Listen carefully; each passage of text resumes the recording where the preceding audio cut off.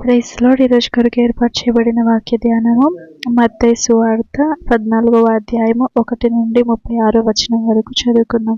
1వ వచన ప్రారంభం. ఆ సమయమందు చతుర్థాధిపతి అయిన హేరోదు యేసును గూర్చిన సమాచారము విని, ఇతడు బాప్తిస్మమిచ్చు యోహాను, అతడు మృతులలో నుండి లేచి ఉన్నాడు, అందువలననే అద్భుతములు అతని యందు క్రియారూపకములగుచున్నవని తన సేవకులతో చెప్పెను. ఏలయనగా నీవు నీ సహోదరుడైన ఫిలిప్పు భార్యయగు హేరోదియను ఉంచుకొనుట న్యాయము కాదని యోహాను చెప్పగా, హేరోదు ఆమె నిమిత్తము యోహానును పట్టుకొని బంధించి చెరసాలలో వేయించి ఉండెను. అతడు ఇతన్ని చంపకోరెను, కాని జనసమూహము ఇతనిని ప్రవక్త అని ఎంచినందున వారికి భయపడెను. అయితే హేరోదు జన్మదినోత్సవం వచ్చినప్పుడు హేరోదియ కుమార్తె వారి మధ్య నాట్యమాడి హేరోదును సంతోషపరచెను. కనుక ఆమె ఏమి అడిగినను ఇచ్చేదనని అతడు ప్రమాణపూర్వకంగా వాగ్దానము చేసెను. అప్పుడు ఆమె తన తల్లి చేత ప్రేరేపింపబడినదై, బాప్తిస్మమిచ్చు యోహాను తలను ఇక్కడ పళ్ళెంలో పెట్టి నాకిప్పించుమని అడిగెను. రాజు దుఃఖపడినను తాను చేసిన ప్రమాణము నిమిత్తమును తనతో కూడా భోజనమునకు కూర్చున్న వారి నిమిత్తమును ఈయన ఆజ్ఞాపించి బంట్రూతును పంపి చెరసాలలో యోహాను తల కొట్టించెను. వాడతని తల పళ్ళెంలో పెట్టి తెచ్చి ఆ చిన్నదానికి ఇచ్చెను. ఆమె తన తల్లి యొద్దకు దాన్ని తీసుకొని వచ్చెను. అంతటా యోహాను శిష్యులు వచ్చి శవమును ఎత్తుకొని పోయి పాతిపెట్టి యేసునొద్దకు వచ్చి తెలియచేసిరి. యేసు ఆ సంగతి విని దోణి ఎక్కి అక్కడి నుండి అరణ్య ప్రదేశమునకు ఏకాంతముగా వెళ్ళెను.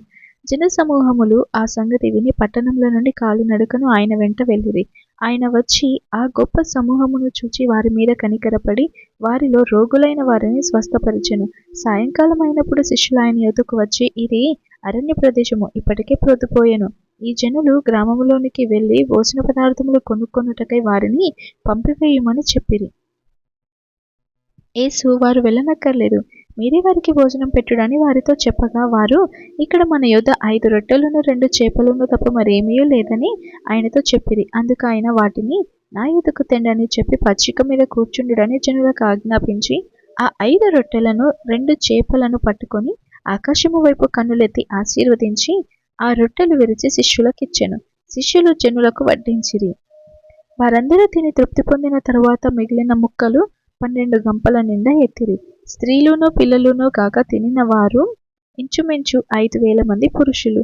వెంటనే ఆ జన సమూహములను తాను పంపివేయునంతలో తన శిష్యులు దోణ ఎక్కి తనకంటే ముందుగా అద్దరికి వెళ్ళవలనని ఆయన వారిని బలవంతము చేసెను. ఆయన ఆ జన సమూహములను పంపివేసి ప్రార్థన చేయుటకు ఏకాంతంలో కొండ ఎక్కిపోయి సాయంకాలమైనప్పుడు ఒంటరిగా ఉండెను. అప్పటికా దోణి దరికి దూరముగా నుండగా గాలి ఎదురైనందున అలల వలన కొట్టబడుచుండెను. రాత్రి 4వ జామున ఆయన సముద్రం మీద నడుచుచు వారి యొద్దకు వచ్చెను. ఆయన సముద్రం మీద నడుచుట శిష్యులు చూచి తొందరపడి భూతమని చెప్పుకొని భయము చేత కేకలు వేసిరి. వెంటనే యేసు, ధైర్యము తెచ్చుకొనుడి, నేనే, భయపడకుడని వారితో చెప్పగా, పేతురు, ప్రభువా, నీవే అయితే నీళ్ల మీద నడిచి నీ యొద్దకు వచ్చుటకు నాకు సెలవిమ్మని ఆయనతో అనెను. ఆయన రమ్మనగానే పేతురు దోణి దిగి యేసునొద్దకు వెళ్ళుటకు నీళ్ల మీద నడిచెను. కాని గాలిని చూచి భయపడి మునిగిపోసాగి, ప్రభువా, నన్ను రక్షించుమని కేకలు వేసెను. వెంటనే యేసు చెయ్యి చాపి అతన్ని పట్టుకొని, అల్ప విశ్వాసి, ఎందుకు సందేహపడితివని అతనితో చెప్పెను. వారు దోణి ఎక్కినప్పుడు గాలి అణిగెను.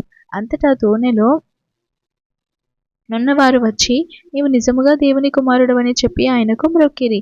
వారద్దరికి వెళ్ళి గిన్నెసరేతు దేశమునకు వచ్చిరి. అక్కడి జనులు ఆయనను గుర్తుపట్టి చుట్టుపట్లనున్న ఆ ప్రదేశమంతటికి వర్తమానము పంపి రోగులనందరినీ ఆయన యొద్దకు తెప్పించి వీరిని ఈ వస్త్రపు చెంగు మాత్రం ముట్టనిమ్మని ఆయనను వేడుకొనిరి. ముట్టిన వారందరూ స్వస్థత నొందిరి. ఇంతటితో పాఠ్యభాగం ముగిసినదామని. Praise the lord.